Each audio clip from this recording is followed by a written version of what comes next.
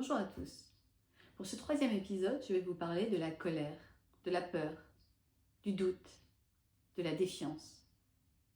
Des émotions que l'on aimerait plutôt avoir en dehors du bureau. Et pourtant, peut-on regarder ces émotions différemment? Ont-elles des informations utiles pour nous? Je développe le sujet assez longuement dans mon petit manuel de conversation courageuse, parce qu'il n'y a pas de courage sans émotion. Je vais aujourd'hui focaliser sur 3 éléments essentiels. Le premier, c'est qu'une émotion veut dire que nous sommes en vie. C'est une information. Quelque chose survient et me touche. Je réagis. Si je regarde une émotion comme une information, simplement comme une information, alors je ne rajoute rien. L'information vient, je l'utilise et je continue. Si maintenant, je me focalise sur cette émotion, je la renforce, elle grandit. Et là, plus rien de ce qui se passe autour ne me concerne. Je suis focalisée uniquement sur cette émotion qui me mange, qui me ronge, et je ne peux plus rien faire d'autre que penser à cette émotion. Alors, comment faire? Car si on ne fait rien, ces émotions envahissent la vie de l'équipe. Il y a quelques années, un dirigeant m'a contacté parce que son équipe n'était plus engagée. Chacun mettait les autres en copie pour se couvrir et plus personne n'agissait vraiment dans l'intérêt de l'entreprise. Tout le monde était trop préoccupé par ses peurs. La situation avait pris de telles proportions que ce dirigeant était prêt à se séparer de 3 ou 4 de ses N-1, pourtant très efficace et très professionnel.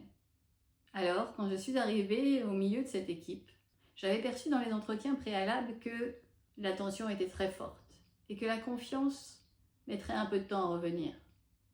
Mais j'étais confiante sur le fait que des professionnels mis ensemble autour d'une table, autour d'un objectif commun, pourraient retrouver cet élan et cette confiance commune. Alors, dans ces entretiens préparatoires, j'ai travaillé justement ce terrain des émotions. Pour que ce terrain devienne un terreau propice à autre chose. Car lorsque l'on reconnaît notre émotion, lorsque l'on reconnaît notre peur, lorsque l'on reconnaît notre colère, on peut aussi voir l'information qui est derrière. Et cette information est très utile. Car quand je suis frustrée, en colère, que je doute, quand j'ai peur, c'est qu'il se passe quelque chose dans mon environnement qui ne correspond pas à ce dont j'ai besoin. Si je contacte ces besoins, ces attentes par rapport aux autres et que je les exprime, alors il y a une autre voie. Celle de l'échange, du dialogue, de la conversation courageuse. Et donc celle des solutions. Consciente de cela, j'ai proposé aux équipes exactement cette démarche. Après avoir créé les conditions propices à l'échange par un retour sur les succès, les fiertés de l'équipe, le dirigeant et moi-même avons créé les conditions pour que chacun s'exprime sur ses nœuds, sur ce qui coinçait, sur ce qui bloquait cette belle entreprise et sa performance. Et, puisque le terrain était devenu terreau, chacun a osé exprimer. D'abord l'un, puis l'autre, un peu plus loin, encore. Et tour à tour, les vrais sujets ont été abordés.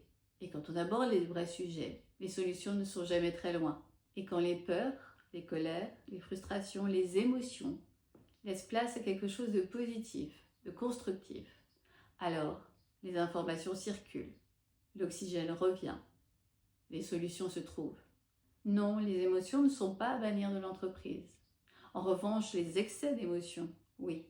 Alors, si une grosse émotion vous tient et vous empêche d'avancer avec le reste de l'équipe, n'hésitez pas à regarder la petite vidéo que je mets en commentaire. Et vous, saurez-vous faire cela avec votre équipe? Saurez-vous prendre le risque ou tenter votre chance en exprimant ces émotions, une fois qu'elles sont un peu calmées bien sûr, et dans un langage accessible, audible par l'autre? À très vite!